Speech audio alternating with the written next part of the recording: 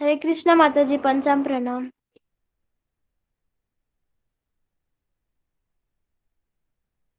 हरे कृष्ण माता जी, दंडवत प्रणाम। हरे कृष्ण माता जी, दंडवत प्रणाम। प्रणाम बोलिए। हरे कृष्ण माता जी, हरे मत माना जी। हरे कृष्ण माता जी।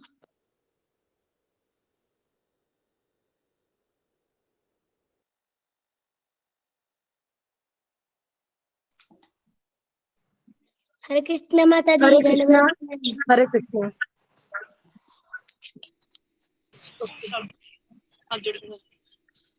हरे कृष्ण माता जी। हरे कृष्णा। हरे कृष्ण माता जी, दंडवत। सभी भक्तों को दंडवत। मेरी आवाज आ रही है बेटा? जी माता जी। जी माता जी।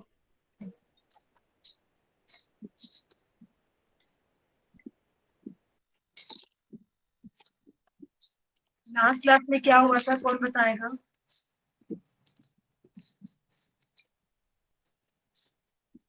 फिंगर रेज करिए अपना, जो बताना चाहते हैं। कौन बताएंगे? लास्ट फ्राइडे में क्या हुआ था, कौन बताएंगे? विवान बताओ बेटे।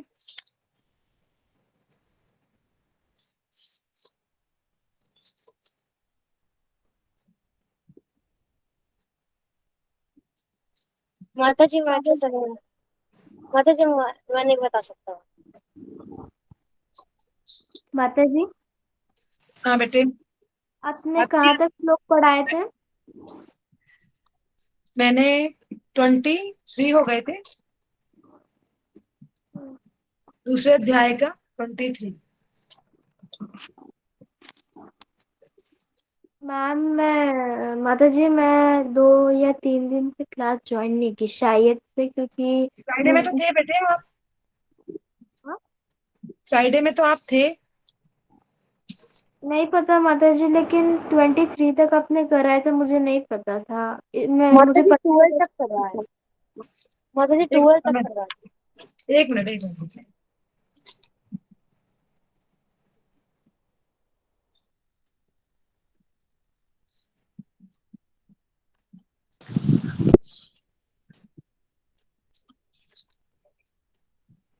हाँ, 14 हुआ था, 15 से शुरू करना है। 15 से शुरू करना है ना?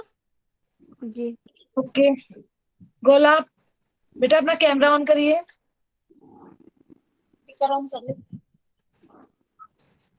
ठीक है, स्टार्ट करेंगे। ओके, श्लोका पढ़िए वैष्णवी। जी माता जी। यम ही न व्यथन्ति ये पुरुषम पुरुष ईशम सम दुख सुखम धीरम स कल्पते। हे पुरुष श्रेष्ठ अर्जुन, जो पुरुष सुख तथा दुख दुख में विचलित नहीं होता और इन दोनों में संभाव रखता है, वह निश्चित रूप से मुक्ति के योग्य है। हरे कृष्ण माता जी। ओके, तो इसमें लिखा है कि सुख दुख में एक समान रहता है, जो सुख दुख में विचलित नहीं होता।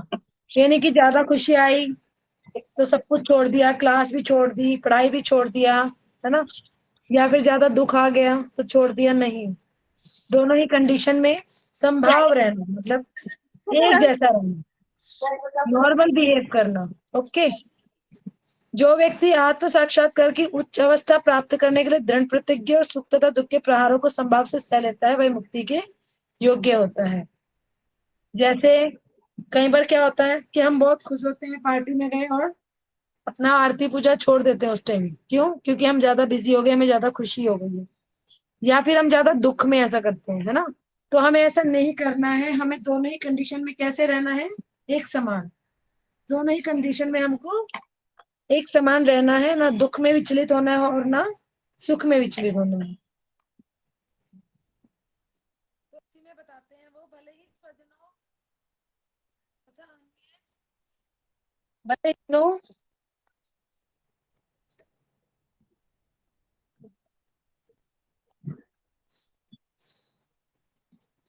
भले ही स्वजनों तथा अन्य प्रिय व्यक्तियों के साथ युद्ध करना कितना ही दुष्कर क्यों ना हो। ये क्यों बता रहे हैं वो? क्योंकि अर्जुन ने क्या फैसला करा था कि वो युद्ध नहीं करेगा, है ना। उसे बहुत दुख हो रहा था और उस दुख में वो विचलित हो रहा था कि मैं इनसे युद्ध नहीं करूंगा, ये मेरे अपने हैं। तो इसमें भगवान बताते हैं कि अतः भले ही स्वजनों तथा अन्य प्रिय व्यक्तियों के साथ युद्ध करना कितना ही दुष्कर क्यों ना हो, भगवान चैतन्य ने 24 वर्ष की अवस्था में ही संन्यास ग्रहण कर लिया था, यद्यपि उन पर आश्रित उनकी तरुण पत्नी तथा वृद्धा माँ की देखभाल करने वाला अन्य कोई न था। तो किसका एग्जाम्पल दे रहे हैं वो? भगवान चैतन्य का। चैतन्य प्रभु जी ने 24 साल में ही क्या कर लिया था? सब कुछ छोड़ दिया था, अपनी पत्नी को, अपनी वृद्ध माँ को, जिन्हें उनकी बहुत आवश्यकता थी, है ना। वृद्ध माँ को पुत्र की बहुत आवश्यकता थी, लेकिन उन्होंने क्या करा था? उन्होंने उनको छोड़ दिया था। तो भी उच्च दर्शन के लिए उन्होंने संन्यास ग्रहण किया और अपने कर्तव्य पालन में स्थिर बने रहे। भव बंधन से मुक्ति पाने का यही एकमात्र उपाय है। आप कहीं पर भी रहे तो आपको अपनी ड्यूटीज नहीं भूलनी चाहिए, है ना, अपने कर्तव्य नहीं भूलने चाहिए। जो आप एक कर्तव्य है वो आपको करते रहना चाहिए। यह नहीं कि आपको ज्यादा दुख हुआ और आपने सब चीज छोड़ दी, या ज्यादा खुश हो गए तो आपने सब चीज छोड़ दी, नहीं। आपने हर कंडीशन में कैसे रहना? एक बराबर रहना। चलिए 16 श्लोका विवान। जी माता। न असतः विद्यते भाव, न अभाव विद्यते सता उभयो अपि अपि दृष्टा अंततु अन्यो तत्वदर्शिभिः तत्व तत्वदर्शियों ने यह निष्कर्ष निकाला है कि असत भौतिक शरीर को तो कोई चिरस्थायित्व नहीं है, किंतु सत अपरिवर्तित रहता है। उन्होंने इन दोनों की प्रकृति के अध्ययन द्वारा यह निष्कर्ष निकाला है। हरे कृष्ण। उन्होंने वो ये बता रहे हैं कि शरीर की जो एजेस है वो बढ़ती हैं। जैसे पहले छोटा बेबी होता है ना, फिर थोड़ा बड़ा होता है, फिर यंग एज होती है उसकी, फिर वो ओल्ड एज में आता है, वृद्ध होता है ना। तो व्यक्ति का अस्तित्व क्या है? बदलता रहता है ना। अस्तित्व स्थायी नहीं है उसका, उसका बदलता रहता है। वो पहले बचपन, फिर किशोरावस्था, है ना, युवावस्था, किशोरावस्था और फिर वृद्धावस्था। लेकिन आत्मा ना वृद्ध होती है, ना यंग होती है, और ना छोटा बेबी की तरह होती है। वो स्थायी रहती है, वो शाश्वत है। आत्मा कभी भी चेंज नहीं होती। शरीर की जो हमारी अनुभूतियां हैं वो सब चेंज होती हैं। तो इसमें यही बताया, तत्वदर्शियों ने यह निष्कर्ष निकाला है कि असत, असत क्या है? भौतिक शरीर। वो सत्य नहीं है ना, असत है। असत भौतिक शरीर का तो कोई चिर स्थायित्व नहीं है। चिर माने अधिक लंबे समय तक, कहते ना चिरंजीवी, चिरकाल। चिरकाल क्या होता है? बहुत लंबा समय। ऐसे चिर स्थायित्व क्या है? बहुत लंबे समय तक वो स्थिर नहीं रहता। किंतु सत्य, सत्य माने सच, सत्य क्या है? वो आत्मा है जो कभी भी परिवर्तित नहीं होती, वो अपरिवर्तित रहती है। उन्होंने इन दोनों की प्रकृति के अध्ययन द्वारा यह निष्कर्ष निकाला है। किन्होंने निकाला है यह निष्कर्ष? तत्वदर्शियों ने, जो तत्व को जानते हैं। उन्होंने यह निष्कर्ष निकाला है कि शरीर जो है, भौतिक शरीर, वो असत्य है, सत्य नहीं है, और वह नाश होता रहता है ना। एक समय के बाद जब बूढ़े हो जाते हैं तो एक समय के बाद क्या होता है? हमारी मृत्यु हो जाती है और हमारा शरीर खत्म हो जाता है। लेकिन आत्मा कभी बूढ़ी नहीं होती, आत्मा कभी जवान नहीं होती, आत्मा कभी मरती नहीं, आत्मा को कोई काट नहीं सकता, आत्मा को कोई जला नहीं सकता। तो आत्मा क्या है? सत्य है। सत्य हमेशा स्थिर रहता है ना। तो अब बोला, परिवर्तनशील शरीर का कोई स्थायित्व नहीं है। आधुनिक चिकित्सक विज्ञान यानी कि जो आजकल साइंस ने भी यह एक्सेप्ट किया है, यह स्वीकार किया है कि विभिन्न कोशिकाओं की क्रिया प्रतिक्रिया द्वारा शरीर प्रतिक्षण बदलता रहता है। प्रतिक्षण माने हर एक क्षण में, हर एक क्षण में शरीर हमारा बदलता रहता है। इस तरह शरीर में वृद्धि तथा वृद्धावस्था आती रहती है। वृद्धि यानी बढ़ना, छोटे से बड़ा, बड़े से जवान, जवान से बूढ़ा, इसको बोलते हैं बढ़ना। और बूढ़े को बोलते हैं वृद्धा अवस्था। ठीक है, आती रहती है। यही पदार्थ तथा आत्मा का अंतर है। यही अंतर है ना, कि शरीर तो बूढ़ा होता है लेकिन आत्मा कभी भी बूढ़ी नहीं होती, आत्मा मरती ही नहीं है। स्वभावतः शरीर नित्य परिवर्तनशील है और आत्मा शाश्वत है। ये आप शुरू से पढ़ते हुए आ रहे हैं कि आत्मा शाश्वत होती है। ठीक है, यहीं से भगवान द्वारा अज्ञान से मोहग्रस्त जीवों को उपदेश देने का शुभारंभ होता है। अज्ञान को हटाने के लिए आराधक और आराध्य के बीच पुनः शाश्वत संबंध स्थापित करना होता है। किस किस के बीच में संबंध स्थापित करना है? आराधक, जो आराधक कौन होता है? जो आराधना करता है। जैसे हम लोग क्या है? आराधक हैं। और आराध्य कौन होता है? जिसकी हम पूजा करते हैं। जैसे कृष्ण है तो कृष्ण हमारे क्या है? आराध्य। और हम उनके क्या है? आराधक। तो आराधक और आराध्य के बीच में संबंध कैसा होना चाहिए? क्या बताते हैं इसमें? क्या बताया मैंने? बताओ। शाश्वत संबंध होना चाहिए। शाश्वत संबंध माने जो कभी भी खत्म ना हो, जिसका अंत ना हो। तो आत्मा से परमात्मा का ऐसा ही संबंध है ना, आत्मा परमात्मा का ही अंश है ना, आत्मा कभी मरती है और ना परमात्मा। तो दोनों के बीच में कैसा संबंध होगा? शाश्वत। ठीक है,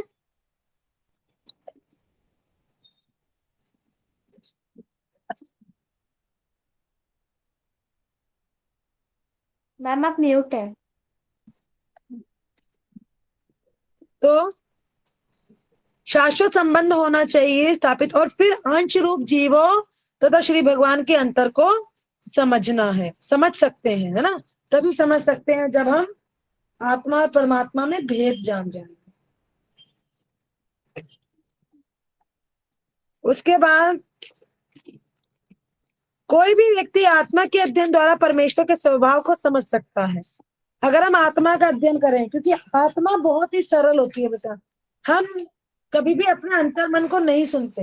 अगर हम अंतर्मन को सुनेंगे तो हम कभी भी गलत काम नहीं करेंगे, है ना, क्योंकि अंतर से हमें पता होता है कि ये गलत है और ये सही है। तो जिसको आत्मा का ज्ञान होता है, अध्ययन होता है, वही परमेश्वर के बारे में जान सकता है, उनके स्वभाव के बारे में जान सकता है। श्रीमद् भागवत में परमेश्वर को समस्त प्रकाश का मूल माना गया। कैसे? अब देखो, सूर्य में जो प्रकाश है वो भगवान है, जल में जो स्वाद है वो भगवान है ना, इंद्रियों में मन भगवान है, ऋतुओं में कौन सी ऋतु है? भगवान। बताओ ऋषा, रिपीट कर सकते हैं क्वेश्चन? क्या कह रहे हो? रिपीट कर सकते हैं क्वेश्चन माता जी? मैं सुने नहीं। अच्छा, सुने नहीं। ऋतुओं में कौन सी ऋतु है? ग्रंथों में कौन है ग्रंथ? श्रीमद् भागवत और गीता क्या है? भगवान का शाश्वत रूप है ना। और ध्वनियों में कौन सी ध्वनि अच्छी होती है? कौन सी ध्वनि महत्वपूर्ण होती है ध्वनियों में?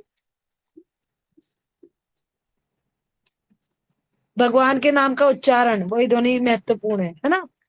और तिथियों में एकादशी, जो भगवान से होता है वही महत्वपूर्ण है। ठीक है, क्योंकि भगवान सबसे ज्यादा महत्वपूर्ण होते हैं। तो प्रकाश का मूल किसको माना गया है? परमेश्वर को माना गया है।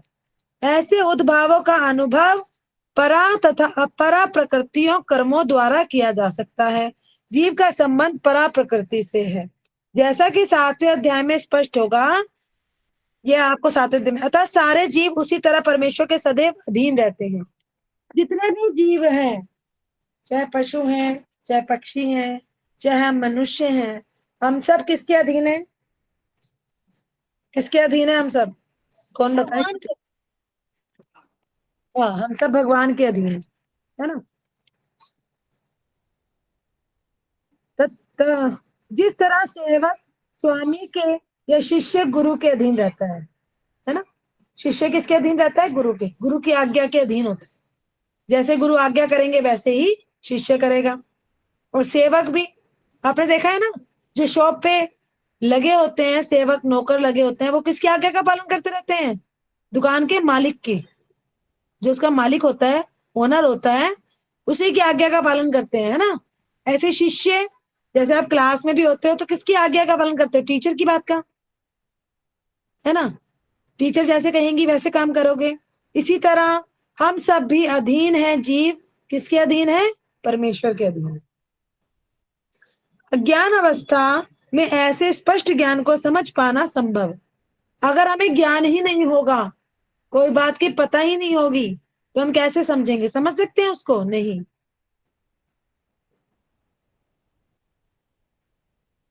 ठीक है, हम उसको समझ नहीं सकते।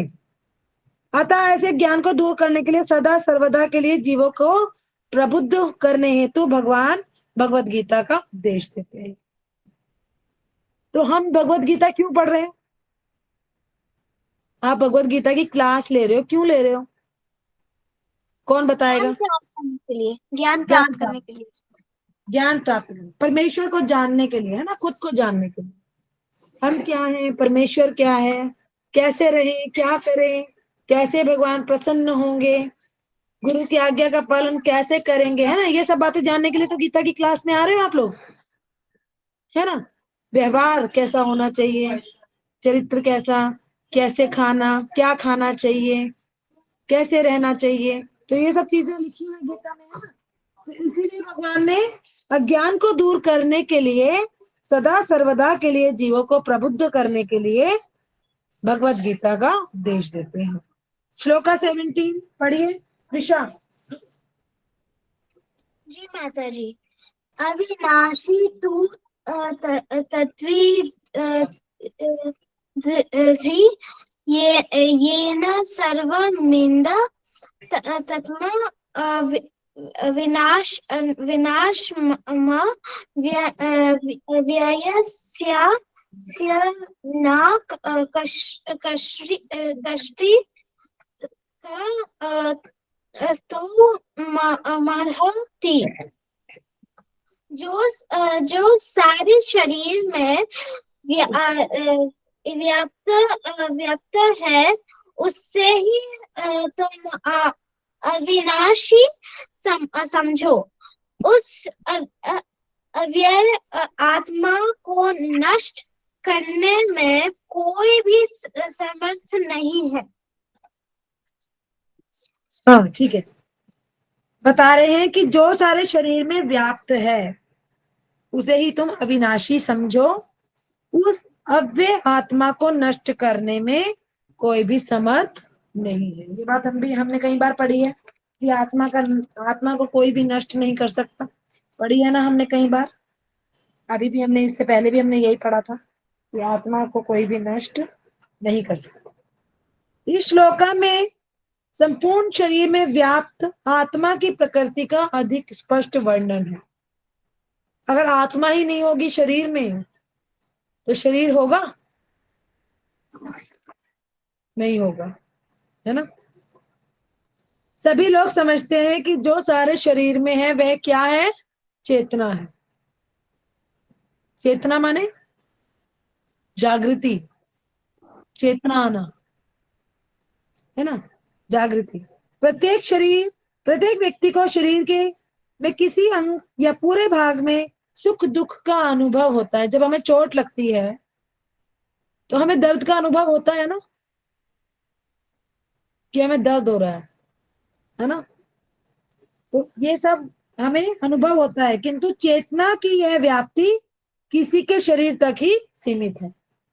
ये नहीं कि अगर चोट आपको लग रही है तो दर्द मुझे होगा, ऐसा तो नहीं हो सकता, है ना। भूख आपको लग रही है, खाना मैं खा लूं, आपकी भूख शांत हो जाएगी, ऐसा हो सकता है? नहीं हो सकता। तो एक शरीर में ही लिमिटेशन है उसकी, एक शरीर तक ही है, दूसरे शरीर पर उसका कोई प्रभाव नहीं पड़ेगा, है ना। अगर आपको भूख लगी है तो खाना आपको ही खाना पड़ेगा, आपकी जगह मैं नहीं खाऊंगी। चोट आपको लगी है तो ट्रीटमेंट भी आपको करना पड़ेगा, मेरा ट्रीटमेंट करने से उसमें कोई बेनिफिट होगा नहीं, ठीक है ना। वो दूसरे शरीर को नहीं हो पाता, फलतः प्रत्येक शरीर में व्यष्टि आत्मा है और इस आत्मा की उपस्थिति का लक्षण व्यष्टि चेतना द्वारा परिलक्षित होता है। आत्मा का कैसे पता लगता है? चेतना से। शून्य चेतना का मतलब होता है व्यक्ति खत्म हो गए, मतलब शरीर से आत्मा निकल गई। इस आत्मा को कैसे देखो, आत्मा कितनी छोटी, मतलब कितना उसका साइज बताया गया है। जो बाल होता है उसका बिल्कुल आगे का जो भाग होता है, बिल्कुल आगे का भाग, उसका भी 10,000वां हिस्सा, मतलब आप इमेजिन भी नहीं कर सकते, इतना इतना शून्य साइज आत्मा का, है ना। एक बाल के अग्रभाग का 10,000वां हिस्सा है वो, और बाल के अग्रभाग का टुकड़ा भी नहीं कर सकते, उसको दो भागों में भी नहीं कर सकते, ये तो फिर भी 10,000वां हिस्सा है, तो इसकी आप कल्पना भी नहीं कर सकते, है ना। श्वेताश्वत उपनिषद में इसकी पुष्टि है। यदि बाल के अग्रभाग को 100 भागों में विभाजित किया जाए और फिर इनमें से प्रत्येक भाग को 100 भागों में विभाजित किया जाए, तो इस तरह के प्रत्येक भाग की माप आत्मा का परिमाप है, मतलब पैरामीटर है उसका, आत्मा का परिमाप हो गया उसका, है ना। कितना कितना कितने छोटा हो गया, एक बाल का अग्रभाग का 100वां हिस्सा और फिर हर भाग का 100वां हिस्सा उसके बराबर, तो आप इमेजिन भी नहीं कर सकते, सोच भी नहीं सकते आप, है ना। आत्मा के परमाणुओं के अनंत कण हैं, जो माप में बाल के अगले भाग यानी कि नोक के 10,000वें भाग के बराबर है, यानी कि बहुत छोटा सा। तो आत्मा का आकार में अणु तुल्य है, जिसे पूर्ण बुद्धि के द्वारा जाना जा सकता है। प्राण, अपान, ये सारे क्या है, 5 प्रकार के प्राणों में तैर रहा है। मैंने बताई थी 5 वायु होती है, अपान, प्राण, अपान, व्यान, समान तथा उदान। इसको लिख लो बेटे, जिन्होंने लिखा है उन्होंने ठीक है, जिन्होंने नहीं लिखा वो लिख लें। प्राण, अपान, व्यान, समान तथा उदान, 5। कहाँ स्थित होती है ये वायु, हृदय के भीतर, और देहधारी जीव के पूरे शरीर में अपने प्रभाव का विस्तार करती रहती है। जब आत्मा को 5 वायु के कलमश से शुद्ध कर लिया जाता है तो इसका आध्यात्मिक प्रभाव प्रकट होता है।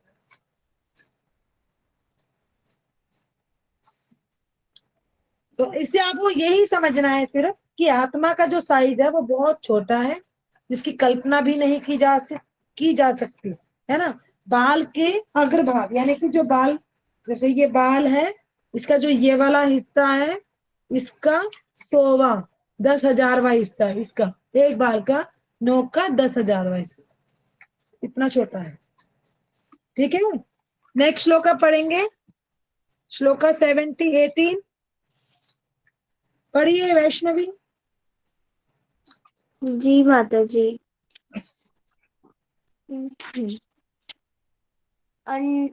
अनत्वन्तः इमे देहा नित्या उक्ता शरीरिण अनाशीन अप्रमेयस्य तस्मात् युध्यस्व भारत।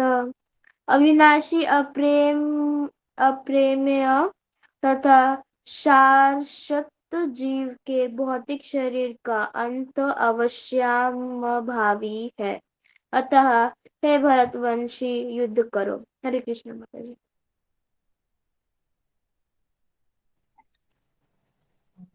अविनाशी, अप्रमेय तथा शाश्वत जीव के भौतिक शरीर का अंत अवश्य संभावी है, अतः हे भरतवंशी युद्ध करो। हमने ये बात पढ़ चुके हैं कि भौतिक शरीर हमारा नाशवान है ना। यह तत्क्षण नष्ट हो सकता है, मतलब तत्क्षण माने कभी भी नष्ट हो जाएगा, और 100 वर्ष बाद भी यह केवल समय की बात है, इसे अनंत काल तक बनाए रखने की कोई संभावना नहीं है, अनंत काल तक बना नहीं रह सकता। किंतु आत्मा इतना सूक्ष्म है कि इसे शत्रु देख भी नहीं सकता, सच बात है ना। बाल का अग्रवा हिस्सा ही नहीं देख सकते हम, तो उसका 10,000वां हिस्सा तो क्या ही देखेंगे। तो दुश्मन उसको देख नहीं पाएगा, जो शत्रु है उसको देख नहीं सकते। मारना तो दूर रहा, जैसे कि पिछले श्लोक में कहा गया, यह इतना सूक्ष्म है कि कोई इसके मापने की बात सोच भी नहीं सकता। सोच सकता है कोई? इतना छोटा जिसकी कल्पना भी नहीं करी जा सकती, उसको कोई माप सकता है? नहीं, है ना। अतः दोनों ही दृष्टि में से शोक का कोई कारण नहीं है, क्योंकि जीव जिस रूप में है ना तो उसे मारा जा सकता है, ना ही शरीर को कुछ समय तक या स्थायी रूप से बचाया जा सकता। शरीर को सिर्फ एक जो समय है तभी तक रख सकते हैं, है ना। शरीर एक ना एक दिन तो हमें जाना ही है। इसके बाद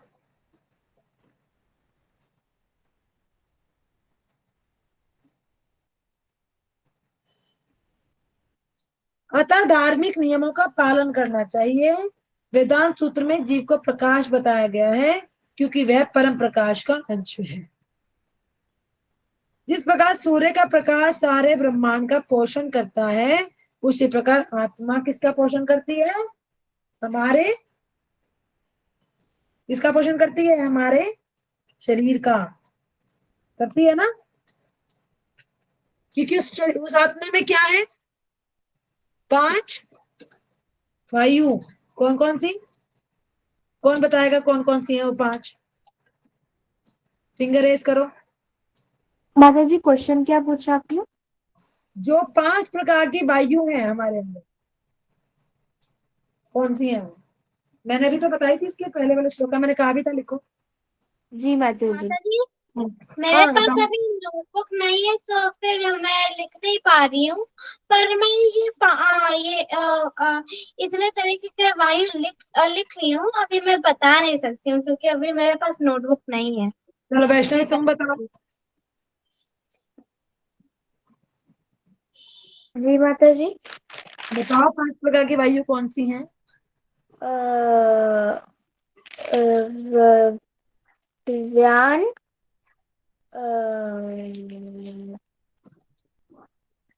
विवान तुम बताओ। माता जी मुझे 3 ही याद है। माता चलो जी 3 मुझे, बता दो।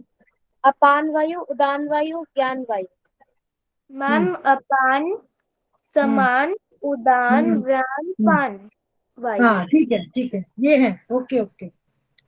तो इन्हीं के थ्रू आत्मा क्या करती है? पूरे शरीर का संचालन करती रहती है ना। जैसे सूर्य के प्रकाश ऐसा तो नहीं है कहीं जगह नहीं जाता, कहीं जगह जाता है अपनी इच्छा से, ऐसा तो नहीं है ना। पूरे ब्रह्मांड को पोषण देता है वो, जीव को, जंतु को, है ना, व्यक्तियों को, हर किसी को। इसी तरह आत्मा जिस शरीर में होती है उस शरीर का पोषण करती है। जैसे ही आत्मा इस भौतिक शरीर से बाहर निकल जाती है, शरीर सड़ने लगता है, मतलब शरीर, हम मर जाते हैं, हमारी आत्मा। और ज्यादा देर तक अगर बॉडी रखेंगे तो क्या होगा? स्मेल आ जाती है उसमें से, है ना। अतः आत्मा ही शरीर का पोषक होती है। शरीर अपने आप में महत्वहीन है। शरीर की कोई अगर शरीर में आत्मा नहीं है तो शरीर की कोई वैल्यू है? है? नहीं है, क्योंकि शरीर तब होगा ही नहीं, तो वैल्यू कहां से होगी? तो वैल्यू किसकी है? आंसर दिया करो बेटे, वैल्यू किसकी है? आत्मा की, आत्मा की। आत्मा की। इसलिए अर्जुन को उपदेश दिया गया कि ये युद्ध करे और भौतिक शारीरिक कारणों से धर्म की बलि ना हो। अंत में फिर वो उनको समझाते हैं कि धर्म की हानि नहीं होने दो और युद्ध करो। ठीक है। विवान 19वां श्लोक पढ़ो।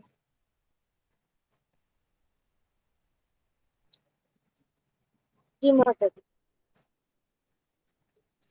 या एनम वेत्ति हंतारम या च एनम मन्यते हतम उभौ त न विजानीता न अयम हन्ति न हन्यते। जो इस जीवात्मा को मारने वाला समझता है तथा जो इसे मरा हुआ समझता है, वह दोनों ही अज्ञानी है, क्योंकि आत्मा ना तो मरता है ना और ना मारा जाता है। हरे कृष्ण।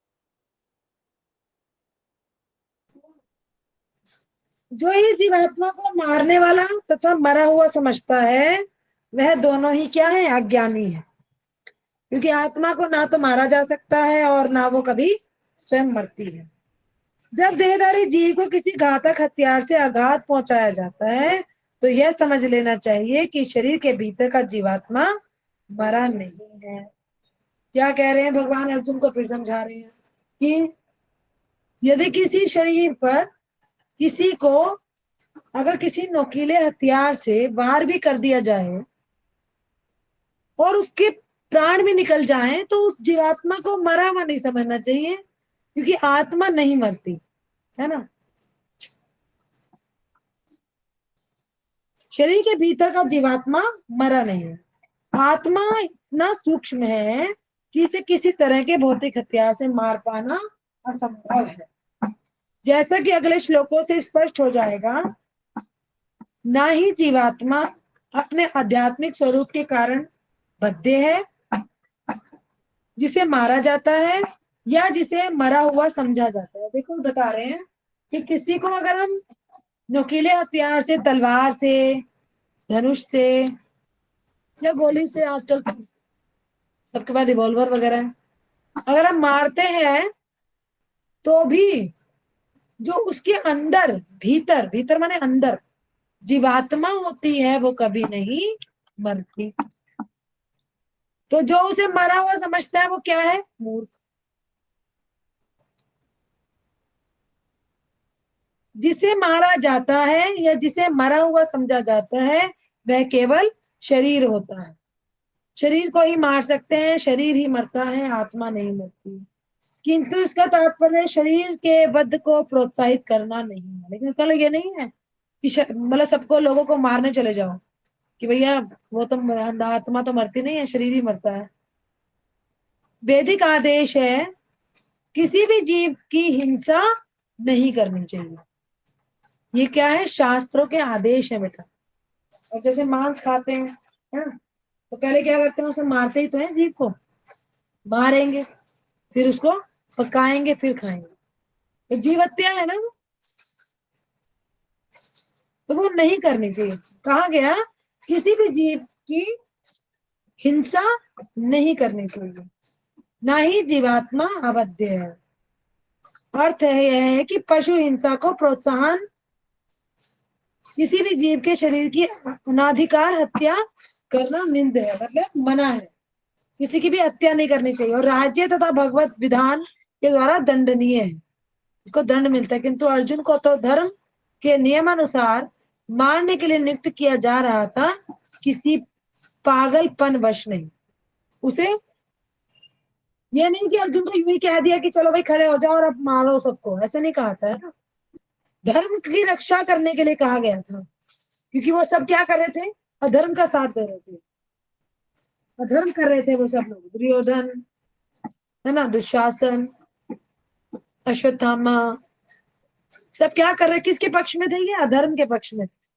तो धर्म की रक्षा करने के लिए। हाँ बोलो वैष्णवी।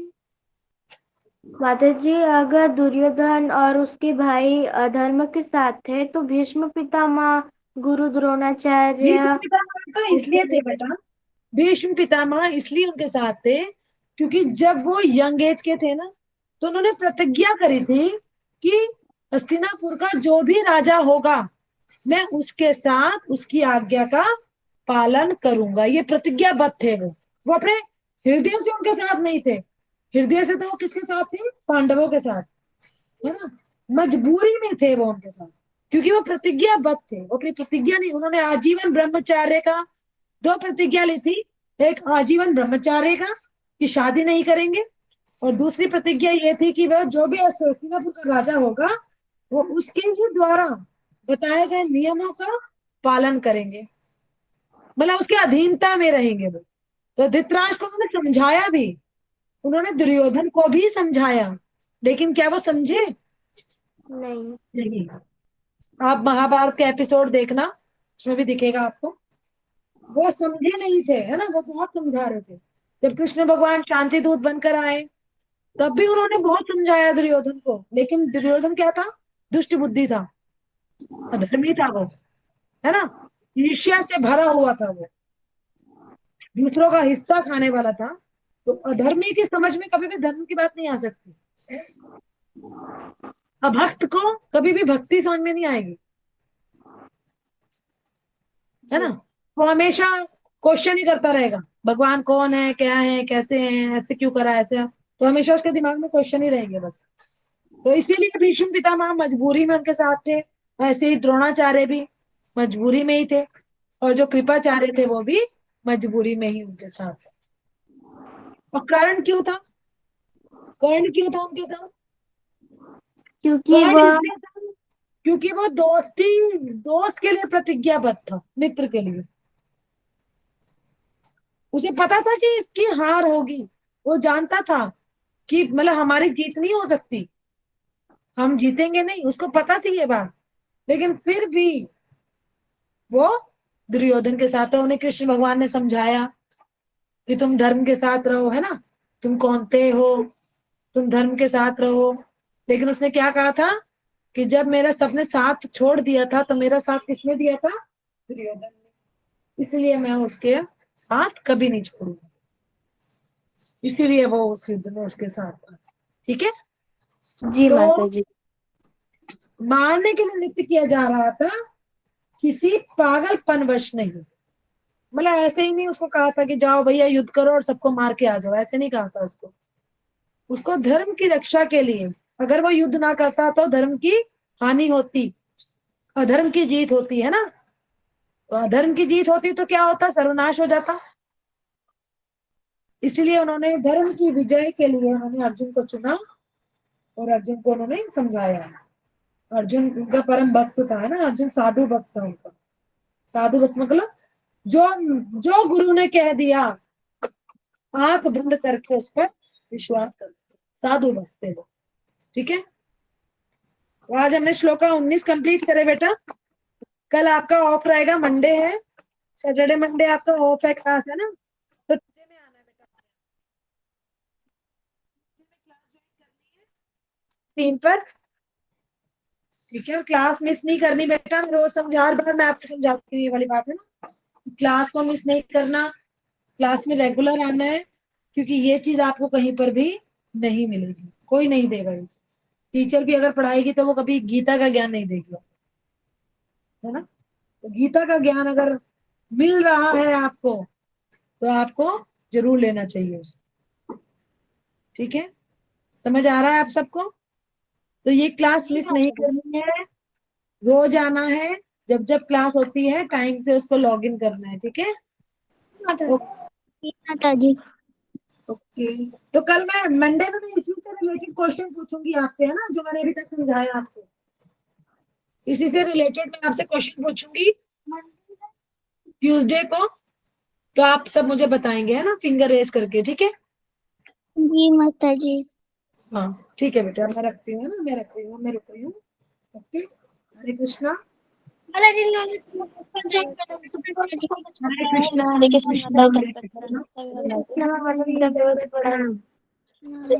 हरे कृष्ण माता जी। हरे कृष्ण माता हरे हरे कृष्ण माता जी। प्रणाम।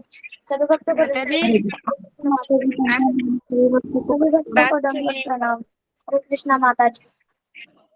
हरे कृष्णा, हरे कृष्णा। हरे कृष्ण माता जी। दंडवत प्रणाम माता जी। बोलो। माता जी, बेटी आए आए आए आसी पारिबे, तुम बोल नहीं पा रहे माता जी, हमें उड़ीसा में उड़िया है बोलिए माता जी। और नहीं आता मेरे को, बोला बात नहीं आता। कोई बात नहीं, कोई बात नहीं, आपका जो आपको समझ आ रहा है उतना ही बोल दो आप। समझ पाएगा? हाँ हाँ, जो आज पढ़ाया समझ आया है वो। आया, मेरे को समझ आया, मैं तो मेरे को बात नहीं आया, समझ आया, ओके ओके, ठीक है माता जी, बहुत अच्छी बात बात है। नहीं कर रहा है। हम तो सिर्फ गुरु जी की आज्ञा का पालन कर रहे हैं, हम लड़का कौन होते और हैं। लड़की, लड़का और लड़की आ पाएगा क्लास में? हाँ जी, हाँ, अच्छा अच्छा, अच्छी बात है, अच्छी बात है माता जी ने। लड़की बात, लड़की की कुछ भी सब हिंदी में सब बात करे, करे पूरा हिंदी नहीं और आती? और हिंदी में सब कुछ ऐसा है अच्छा अच्छा लड़की में। अच्छा अच्छा। दोनों बेटियां आ जाए क्लास में। हाँ जी। आप आ गए? नहीं नहीं कोई बात नहीं, आपने जो लिखना है आप उड़िया में लिख दो, हम उसे ट्रांसलेट करके समझ लेंगे, आप जो कहना चाहते हो उड़िया में कह दो, कोई बात आपको ओडिया नहीं। है? नहीं उड़िया वो माता जी ट्रांसलेट आप? करके सुन लेंगे, कोई बात हाँ जी। हाँ तो आपको जो भेजना है ना वॉइस मैसेज करके, अगर कुछ मतलब अगर कुछ समझ नहीं आ रहा है या आ रहा है तो बता दीजिए, है ना। और क्लास डेली ज्वाइन कराइएगा, है ना, बच्चों से क्लास को मिस नहीं कराइएगा आप, क्योंकि ये चीज यहाँ मिल रही है और कहीं मिलेगी भी नहीं, ऐसा है ना, गुरुजी ने ऐसा इतना अच्छा अरेंज कर जी रखा है माता बच्चों जी, के लिए। तो मेरे को समझ आता याद, है हाँ किंतु हाँ बोलना नहीं आ रही। कोई बात नहीं, कोई बात नहीं माता जी, कोई लड़की बात नहीं। लड़की की आता है, लड़की की आता है। अच्छा लड़की को आता है बोलना हिंदी? आता है, तो लड़की बोल रही कि कोई बात नहीं, अब लड़की को बोल दो क्या बोलना लिखना आता है, बोलना आता है। है। अच्छा अच्छा ठीक है माता जी, ठीक है माता जी, अब कल भी इन्हें परसों इन्हें ज्वाइन कराइएगा, कल तो छुट्टी रहेगी, कल क्लास ऑफ है, तो परसों आप जी ज्वाइन कराइएगा, है ना। हाँ जी हाँ जी। हाँ ठीक है माता जी, अब मैं रखती हूँ माता जी, है ना। हरे कृष्णा माता जी, हरे हरे कृष्णा कृष्णा माता जी, दंडवत प्रणाम। हरे कृष्ण।